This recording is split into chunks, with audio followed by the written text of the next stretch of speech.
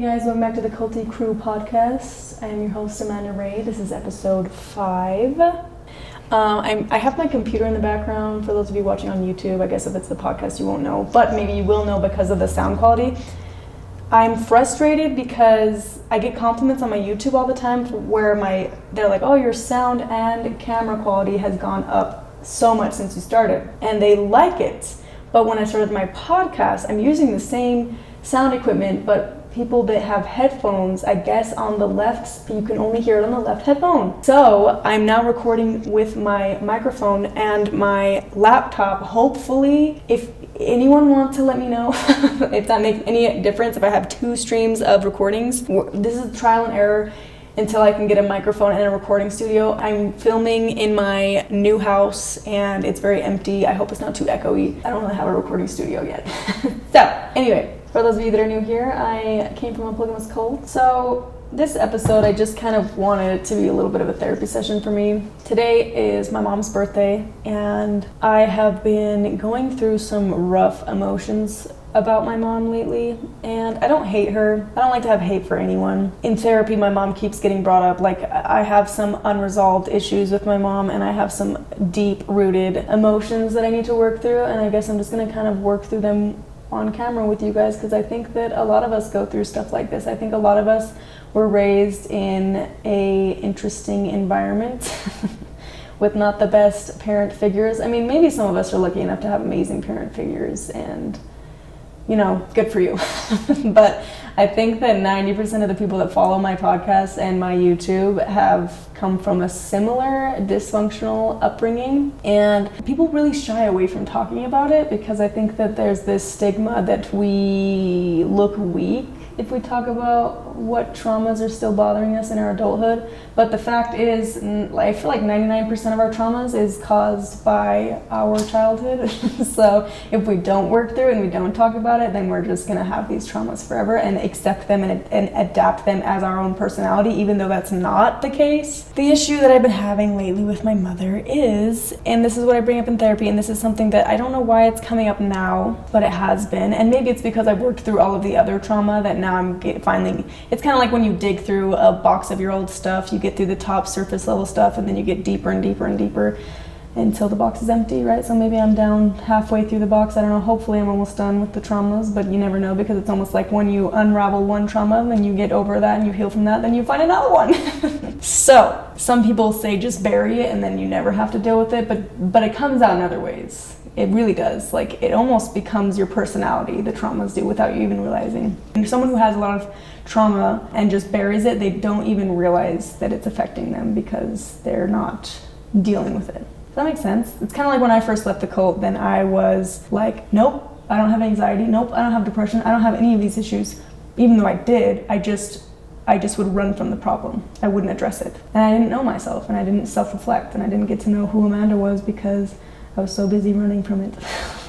It'll get you. Anyway, so the problem that's been coming up with my mom is the fact that I just feel like there was a lot of times in my childhood where she had so many opportunities to protect me as a child, and she didn't, and she even went as far as to put me in harm's way. And I know that I can't sit here my whole adult life and be like so upset with her over it, but I'm getting to this point where there's times where my mom, and this is how it's kind of been with our relationship ever since I left the cult.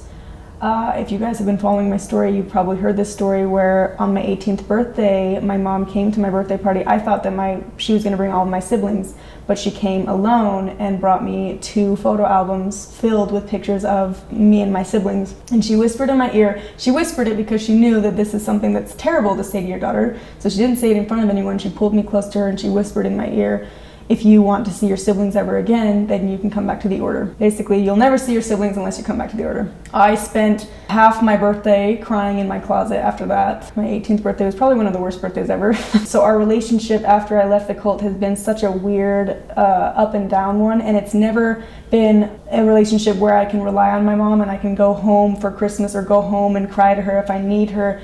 It's always been, she'll call me when she needs me and then shut me out when she doesn't want me.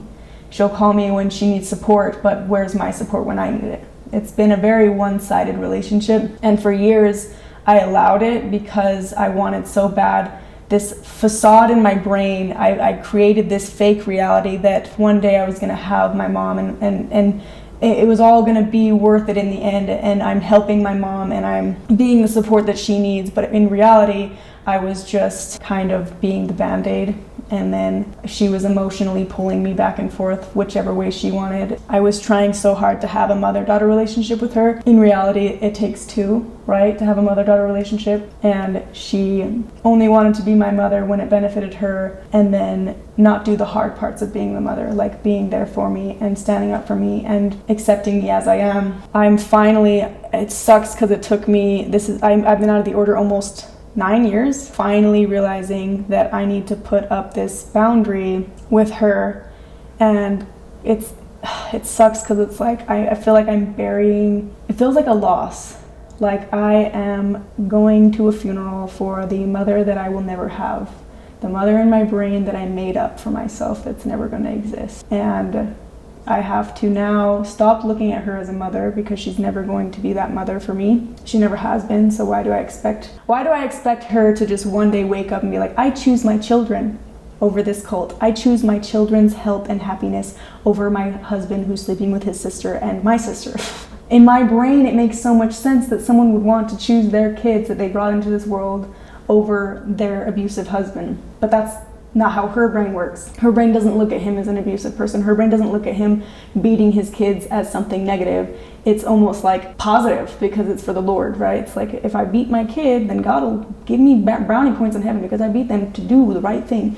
Whatever she has to do in her brain to make her accept the fact that that life is her life and that she's going to go to heaven, whatever. I have to accept that I have no control over the situation. And I think that was my problem over these past few years of being out of the order, is that I thought that I had more control over the situation than I did.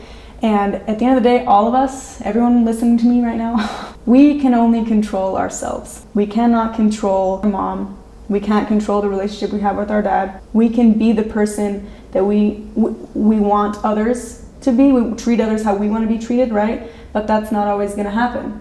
We can respect ourselves enough to put up these boundaries so that the only people we let in our life are people who actually respect us the same way that we respect them.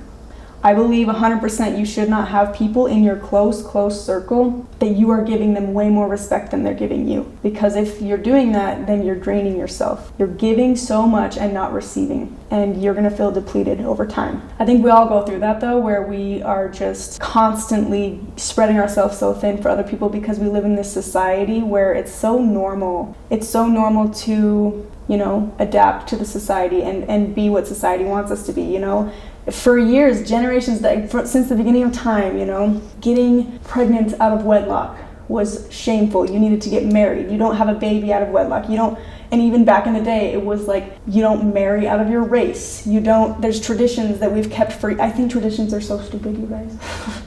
If something is, because it's tradition, that's the answer. Why do you do this? Because it's tradition. That's a dumb answer. There should be an actual logical reason behind it, not just, because it's tradition. It should actually make sense. You can't just have something and not question it. My motto, question everything. But yeah, we were raised, all of us were raised in different societies where certain things are not okay and some things are okay. At a time, racism was a very promoted thing. I think we need to question a lot of things, but also I think the biggest thing is we need to internalize who we are and what we want to become and respect ourselves enough to not have our inner circle of close people who are affecting us, because we're going to be affected by whatever environment we're in. So we need to make sure we're in a healthy environment and we're not around people who disrespect us when we're giving the respect and not receiving it. I know I'm going on a little bit of a tangent there because that's something that I'm also this past year realizing more and more, that I've been kind of not dropping people and cutting them off, but just giving less access to myself. I'm becoming less available to the people who take advantage, the people who don't respect me the way that I respect them. I'm giving myself the time with myself that I need to heal and listening to myself more. And the people that get upset at me taking care of myself are the people that are expecting me to do more for them than they are willing to do for me. There's boundaries you need to put up. I would completely understand if anyone in my family or friends wanted to take a week break, a month break, take a break for themselves, because who else is going to know that they need that other than themselves? But some people take it as very offensive if you don't dedicate your time and talents and all that you are or ever expected to be to the establishment of the kingdom of God upon the earth. They're always in my brain forever. You can take the girl out of the cult, but you can't take the cult out of the girl. Anyways, back to my mom. I'm not trying to bash her in any way. I understand that this is the norm for her and this is the life that she's chose, and I have no control over that. And I think that's where a lot of my depression and frustrations with my mom has come from, is because I have felt like I have somewhat of control over our relationship, and it's obvious I don't. And so I would get so frustrated because I would allow her to just be immersed in my life, be so involved with my life. And after my divorce, I took a step back. I didn't talk to her about my divorce when it was happening, because I knew the things that she would say. I knew that she wasn't the healthy person to talk to while I was in that vulnerable state, because I was not going to get the mother-daughter relationship that we've never had. Why would she all of a sudden be that for me when I was in that vulnerable state? After my divorce, I've been slowly kind of tapering off of giving her that access to me. And I guess the really hard part of the whole thing is, like what I was saying, feels like a funeral, like I'm burying my mom, not necessarily burying the relationship with her, but burying the relationship that will never be. But it's also a really good thing, because I'm not wasting my time and energy anymore on something that's never going to happen. And what does that look like? That looks like I now am not giving her that access to me that she doesn't give me. I'm not, what can I do for you? Let me be there. Let me make sure that I drop everything so that I can be with you, when she never does that for me. So now, what am I doing? Giving her the same respect that she gives me. And the crazy thing is, I would never, because I keep thinking, okay, I need to stop looking at her as a mom, because I'm never going to have this mom relationship, mother-daughter relationship with her. I need to start looking at her as like a friend or an acquaintance. But it's like, I can't look at her as a friend, because I don't have any friends in my life that I would want to be. I would never want to be friends with someone who has treated me the way that my mom has. That is crazy to think about. I would never choose to be friends with someone who treated me as bad as my mom has treated me. And when I started to realize that, wow, I would stop being friends with someone so fast if they disrespected me and was mean to me the way my mom was to me. But yet all of us, I think, kind of give our family a little bit of a pass to treat us bad because they're our family. But at the end of the day, we wouldn't be friends with someone who treated us like that. But why do we let our mom and dad and brothers and sisters treat us so bad just because they're our blood? So when I finally realized that, wow, I wouldn't have a friend in my life like that. Why am I letting my mom have so much access to me when she's so mean to me and she doesn't even stand up for me? And I'm hearing the bad things she says about me to order members and to my brothers and sisters. I wouldn't be friends with someone that said that stuff about me to my brothers and sisters or to people that I grew up with. Why am I letting someone have so much access to me that's doing that, that's hurting me? So now it's like, what do I do? Where do I draw the line? It's like, where do I draw the line from, okay, the line was right here, mother-daughter, that's not working. So now, where do I put the new line of not even where I put a friendship, where I put an acquaintance? An acquaintance is someone who I'm not giving them so much access to my emotions. I have realized my mom has the power to, in one text message, ruin my entire day. I allow it. I can't have control over my mom or my dad or anyone except for myself. So how do I control these emotions? I'm giving my mom the control over the emotions. If I am allowing her to send one text that ruins my entire day, makes me cry myself to sleep, there's a problem. And I guess I'm talking about this with you guys because it's something that is so new to me. Whereas with my dad, it was a different story because I never really had this father-daughter relationship, or I kind of buried that idea of a father-daughter relationship while I was still in the order, because I realized he didn't really care about me. He just cared about what I could do for him. That was very obvious when I was in the order. My mom, there were times where I really did see glimpses of, wow, she really does care. She really does want me to be happy. I saw so many signs of hope. I guess that's kind of why I can let her control my emotions more now, because I did feel like we did have at least somewhat of a bond when I was growing up in the cult, and we held on to each other at times that we needed each other. But I have to remember that the day that I chose to leave the cult, everything changed. And I think even in her brain, I became less of her daughter and more of a monster in her eyes, because I don't want to say it's necessarily her fault, but it kind of is, because again, like, we only have control over ourselves, right? And she did decide to push me away and put me as less than the rest of her kids, because she believes that leaving the order and doing what I do, talking on the internet about the cults, or in her eyes, talking on the internet about the Lord's true kingdom on earth, bashing the Lord's true kingdom on earth, makes me a terrible person and deserving of bad things, I guess. So I just have to remember that the idea in my brain of the perfect mother-daughter relationship never existed, even in the order, and it sure as hell isn't going to exist now. Unless she chooses to change, and I have no control over that. So I need to find a healthy way to not cut her off. I don't want to cut her off. Like I told her today, happy birthday, it's her birthday today. I don't want to cut her off. I don't want to treat her how she's treated me, because that's really mean. And I didn't like being treated that way, so I don't want to treat her that way. But I also don't want to give her so much access to me, and so much, especially because I've heard so many negative things that she said about me. Sorry, there's a plane like crashing, I guess. It's so loud. Are y'all okay? Anyway, I don't want to give her so much access to me, but I also don't want to cut her off the way that she's cut me off.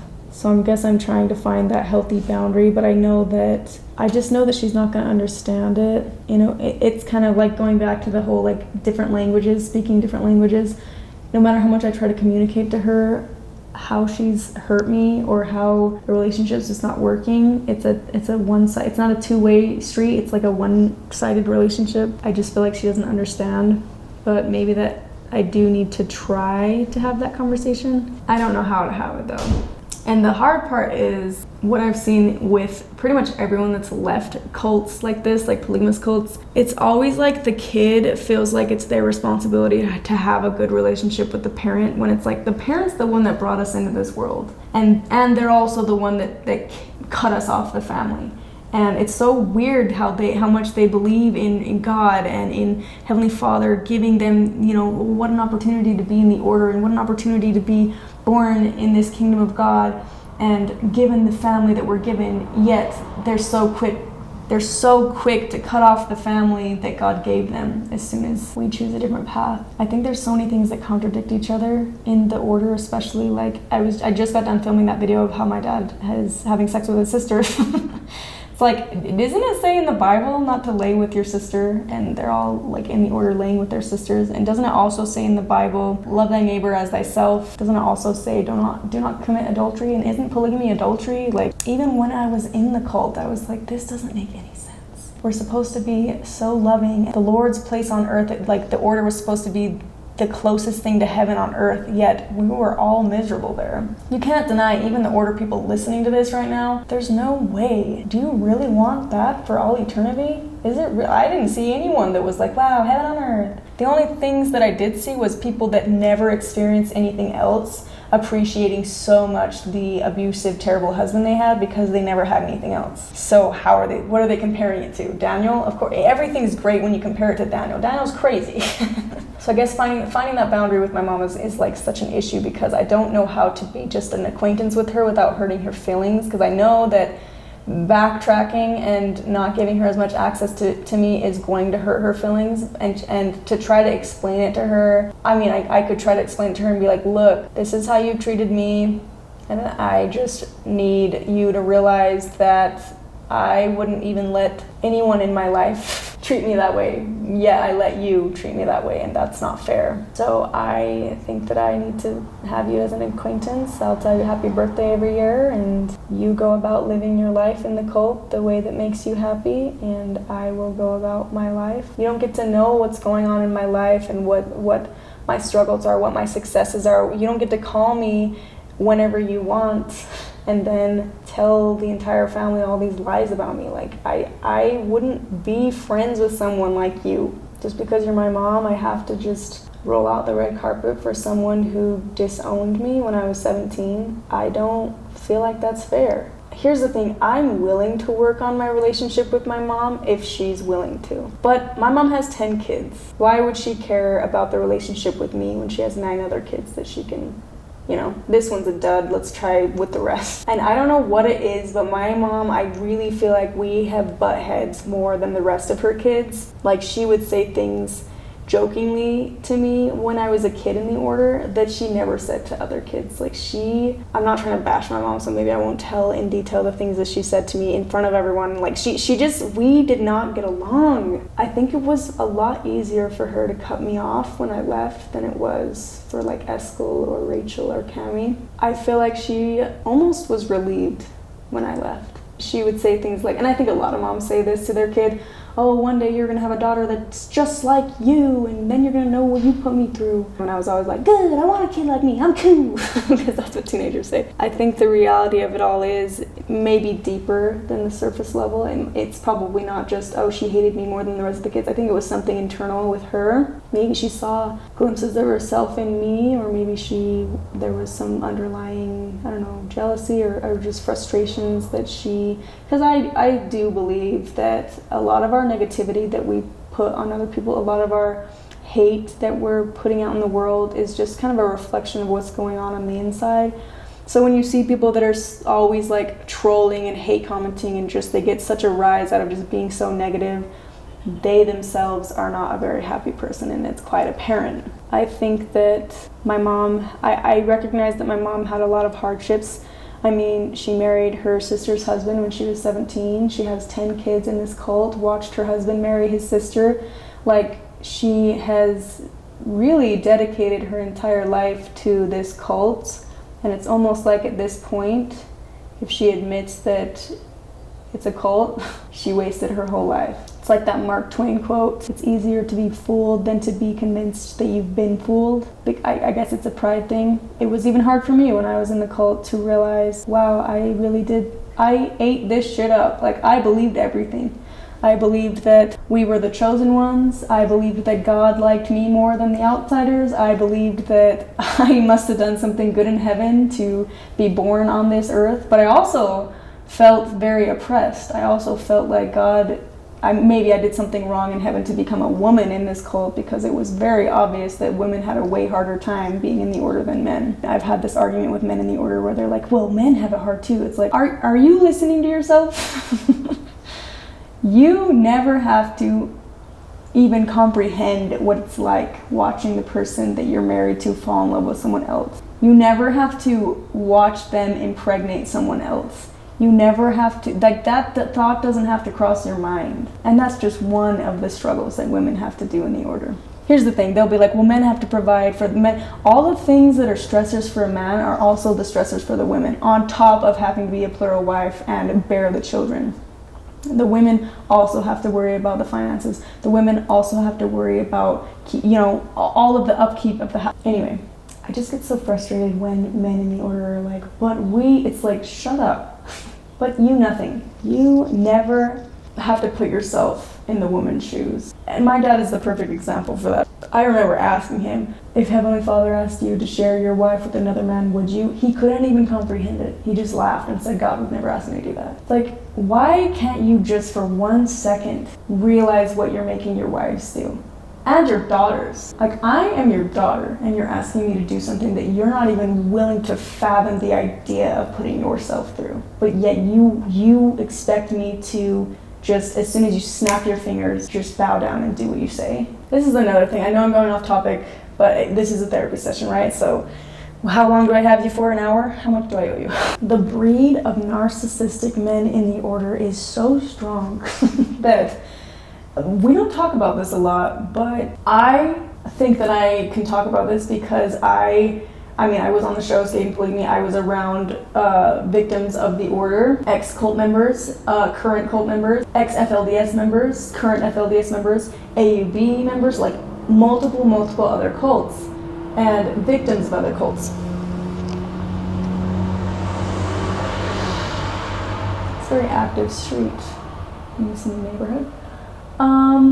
By the way, side note, so I just moved into this house, and I was talking about how I think there's a ghost in this house.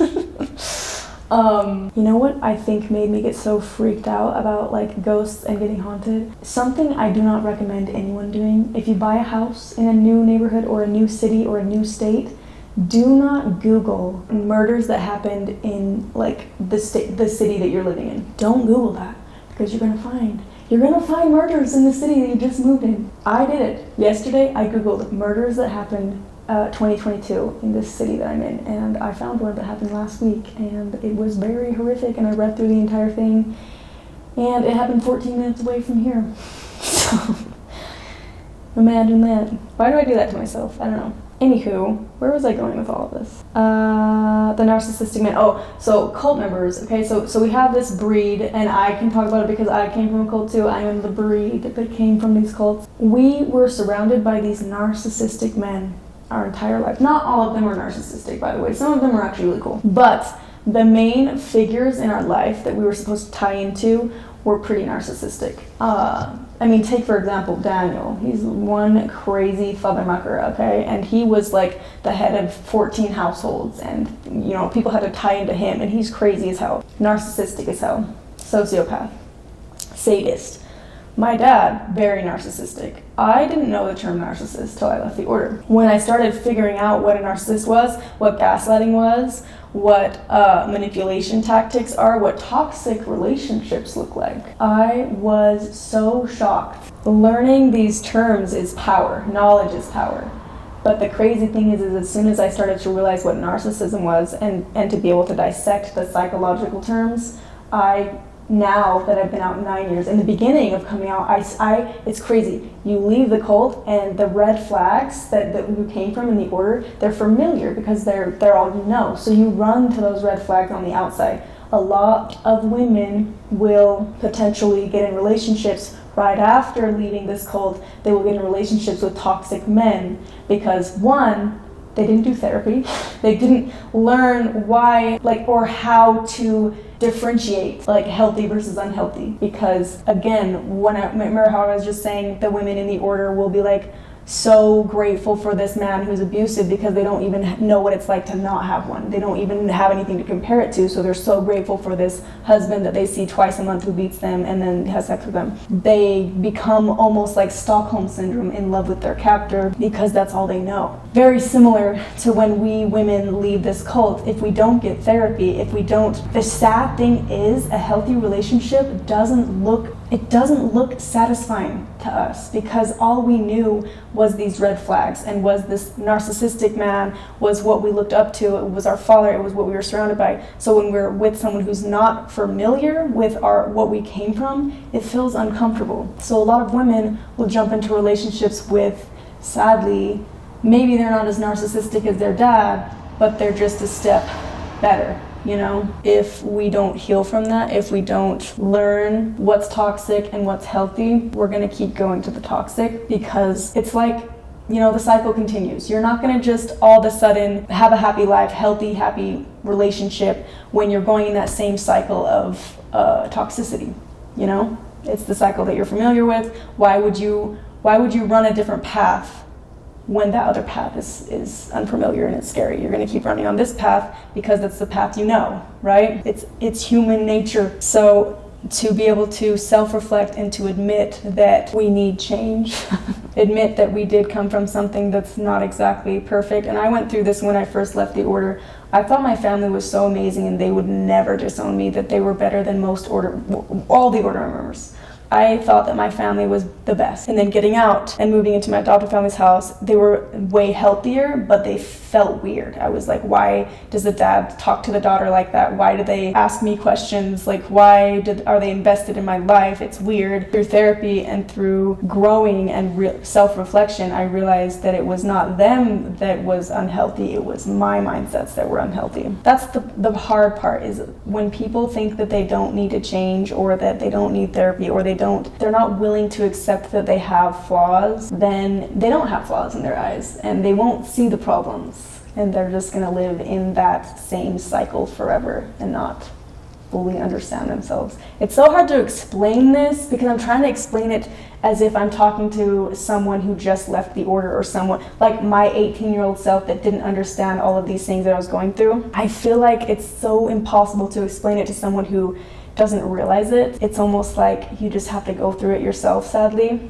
But maybe I can try. It's kind of like, it's like, sorry, I turned the camera off because I was struggling trying to find the words to explain what I was trying to explain, and I felt like I was like hitting a wall. So I talked with Cami for a little bit. I was like, how do I explain this as if I'm talking to 18-year-old Amanda? Or how would you explain this if you were talking to 18-year-old Cami, right?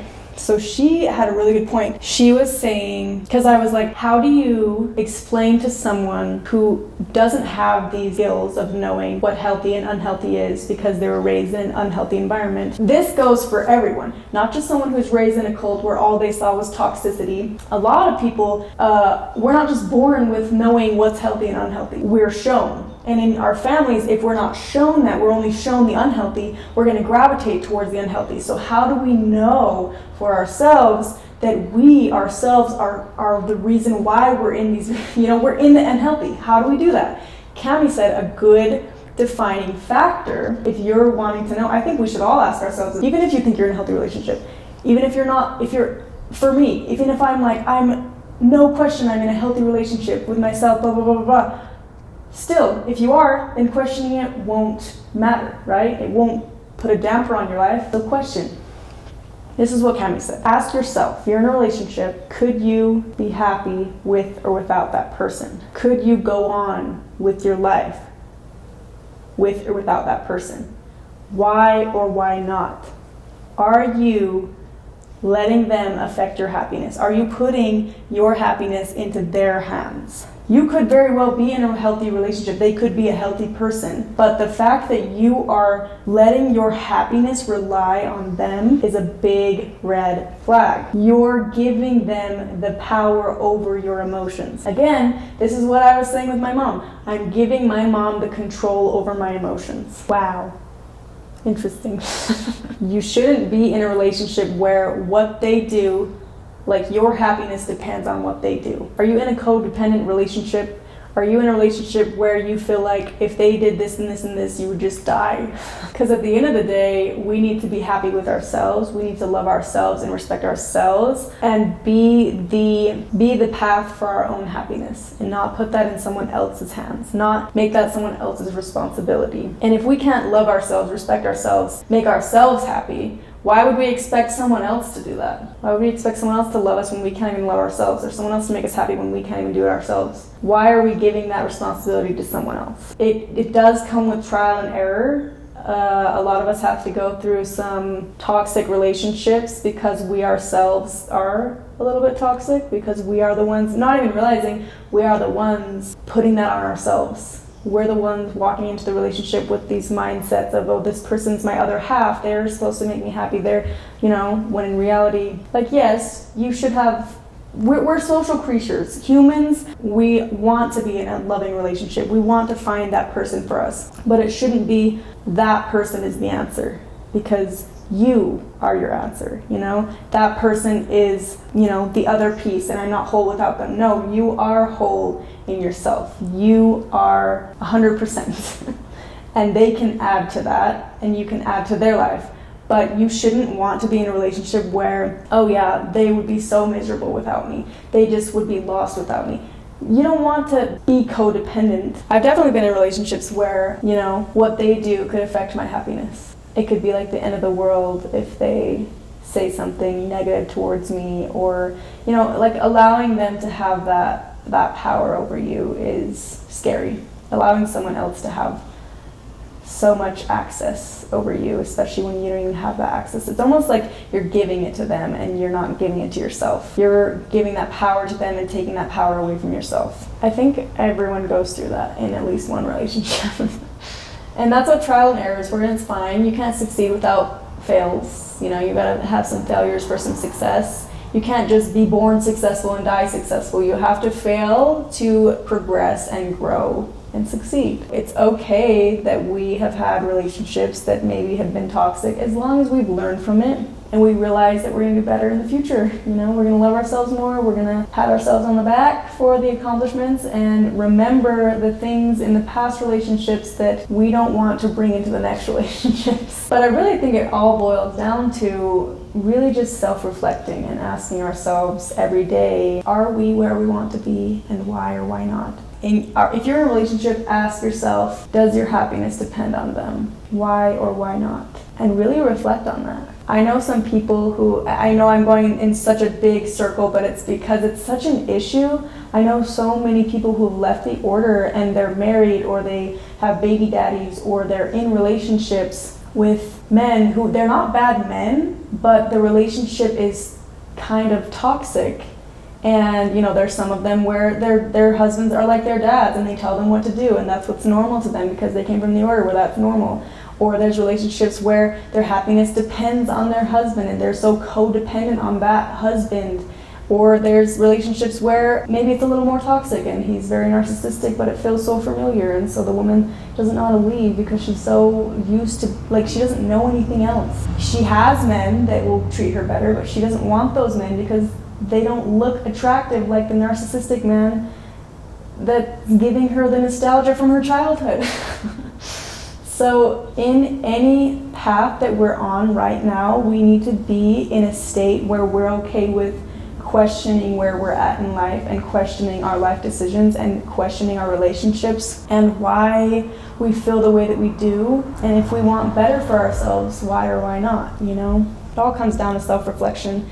And I know I started, this got way off topic, but I started it off as my relationship with my mom and trying to kind of find out where that healthy spot is, and I think talking to you guys really helped me find that. I guess the big issue is I have put a little bit, my relationship with my mom, I've given her the power of my emotions. I've kind of been like, you need to make me happy. Like, why aren't you making me happy? You're my mom, you know? And I've given her that power. What is that noise?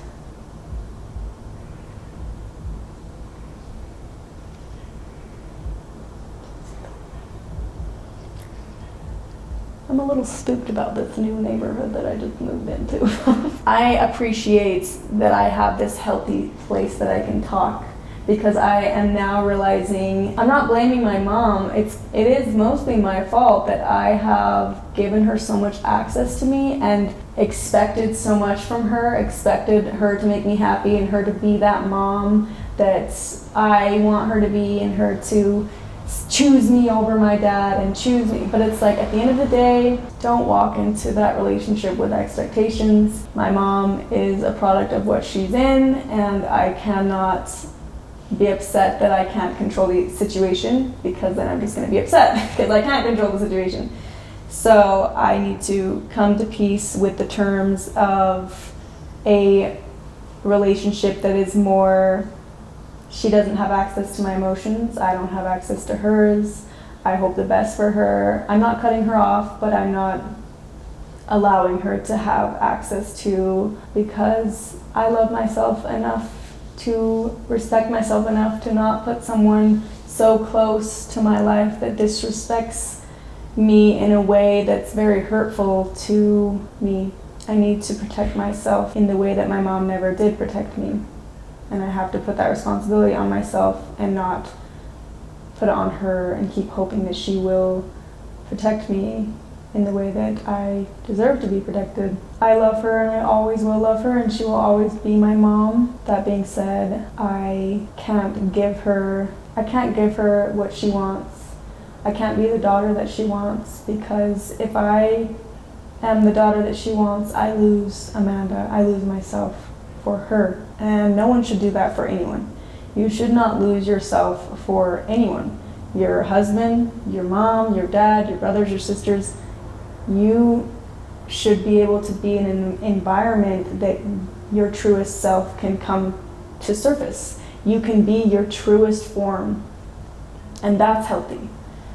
Getting to know who you are is healthy. Getting to be who you are in a healthy place, in a healthy environment, it sucks that a lot of us don't get to do that. A lot of us don't get to be in an environment where we're celebrated. It's more like we need to fit into this cookie cutter life that society has made us think that we need to fit into, and it's so silly because everyone has expectations. Everyone has ideas of what things are supposed to be, and things that I think that really it's so much more simple than we make it. Everyone acts like it's so black and white. It's so like you need to be this way or else that way. You're not a good person unless you. There's so many rules, but I think at the end of the day, it's really treat others how you want to be treated. 99% of the time, people are good. They don't have malicious intent. They don't mean to be negative. People want to be the heroes in their own stories, right? They want to feel like they can go to bed happy with their choices in life and feel like the good guy. It's not like we're all out here trying to hurt each other. A lot of us are accidentally hurting each other. So I think to go about your day, treating others how you want to be treated, respecting yourself and respecting others the way that you respect yourself, showing others how you want to be treated, you know? We teach others how to treat us. I think it's way more simple than, like, the world complicates so many things, that it really comes down to we need to just love and respect ourselves, and that way we can love and respect other people. It goes back around to the negative people, what we were talking about earlier, the negative people in the world that are trolling and being negative all over the place. It's a self-reflection of what's going on deep down inside. So usually someone who is very negative and very upset at the world has a lot of deep-rooted issues that they're not working through, or maybe they are working through, or they're having a hard time. At the end of the day, the happier you are with yourself, the more you love yourself, the more it will reflect on the world.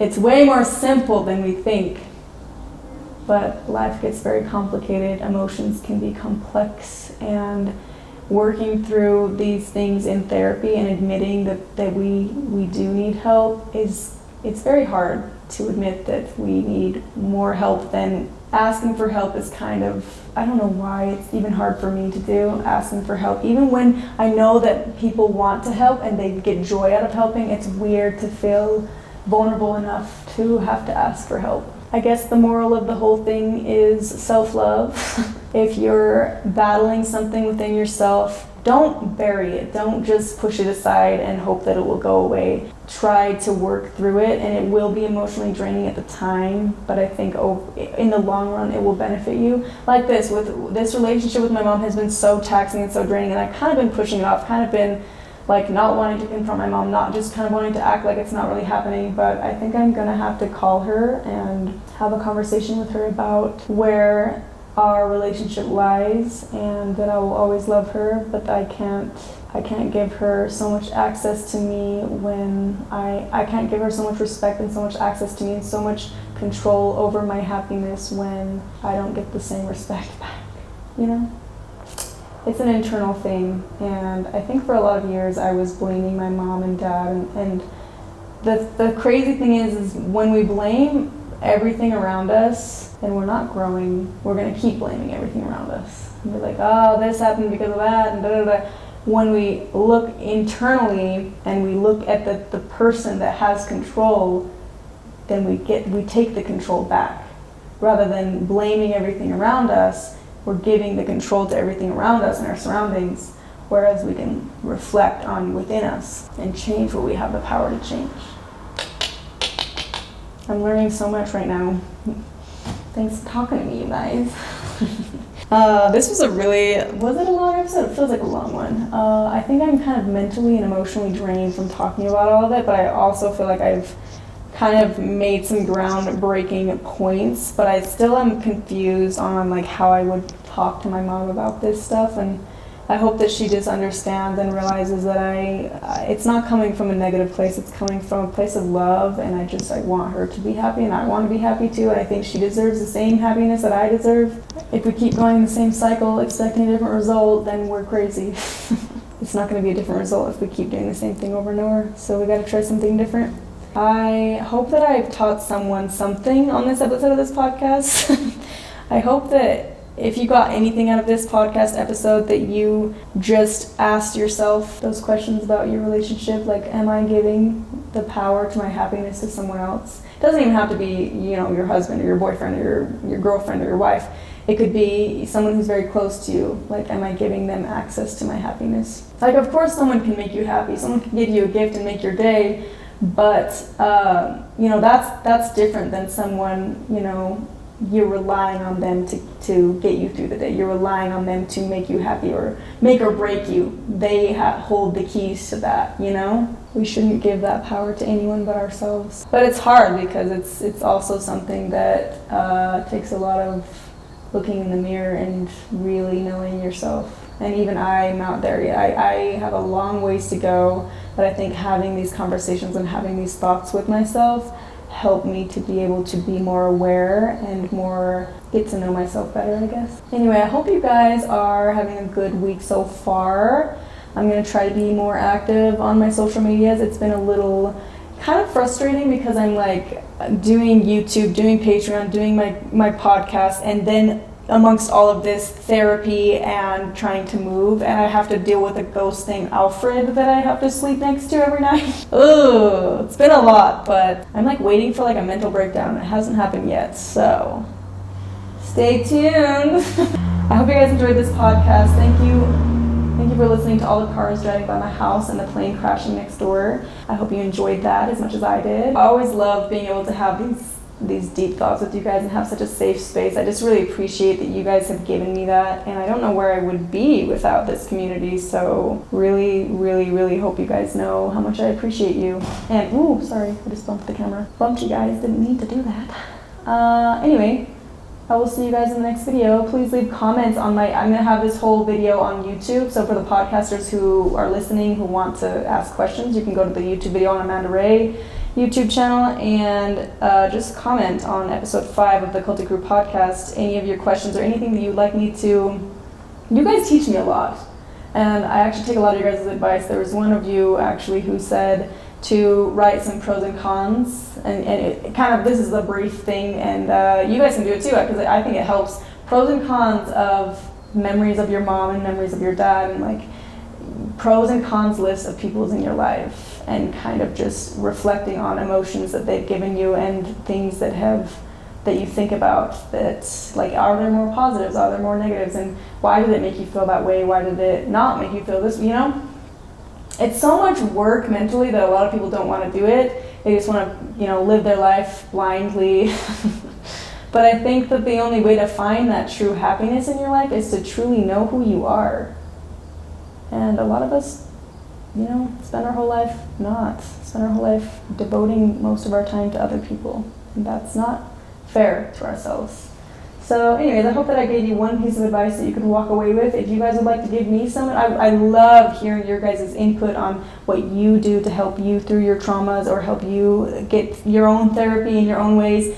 Leave them in the comment box on my YouTube video down below, and I will definitely try them out. I love hearing all kinds of different perspectives, and I just really appreciate you guys. And I know I said that a billion times, I'm gonna say it a billion times more. Love you guys. I will see you in the next episode of the Culty Cup of Coffee on Sunday.